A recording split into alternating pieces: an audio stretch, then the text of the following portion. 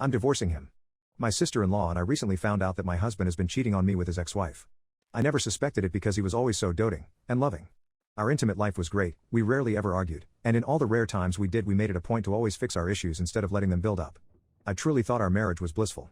Even now I couldn't tell you why he chose this path, especially when he was the one that brought up the discussion of expanding our family. I've always been content with us and the kids he had from his previous marriage because I've never had the desire to have any of my own. My only real goal was to have a thriving career. I've never truly looked beyond that until he mentioned how he would like more kids. Around the same time I found out about my husband I had to go on a business trip, so I spent a majority of that time in a nauseous state, partly because I was drinking myself stupid alone in my hotel room and the other part was because I watched them going at it from our security cameras. That scumbag had switched them off for privacy, as I'm sure he does often, and they were taking full advantage of the fact that the kids and I were away right in front of my very eyes. It was truly sickening, but at the same time I couldn't turn it off.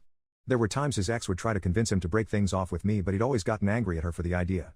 After I learned about their affair I couldn't understand why he'd gotten so angry about her suggestion when that option would have surely been better than cheating on me.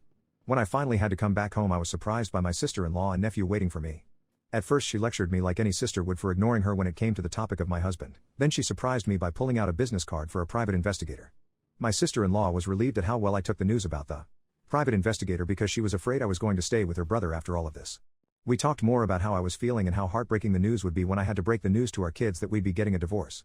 After my sister-in-law was gone I realized I had to be done with the pity party. I had weeks to cry and what I needed now was to get my life in order, the sooner the better. So I got in touch with the private investigator and we met up for lunch in a small cafe. The man handed me a USB stick and had his laptop ready to show me, but I declined. I'd already seen enough and I didn't want to see any more. I thanked him for his time and shortly after my husband called me to say he would be home late. Normally I wouldn't have thought twice considering that we both have demanding jobs, but now I know he's most likely going to spend the night with his ex.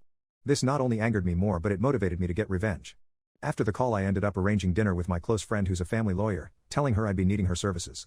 I basically broke down the last few weeks of my life, including the memory stick I had gotten from the private investigator, evidence from our security camera footage, our prenup which had been locked away in our safe.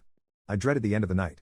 I could have gone to my parents' house, but that would open a ton of questions that I wasn't ready to answer, so instead I decided the best thing to do was to go back home as I waited for the divorce to be filed before making my next move.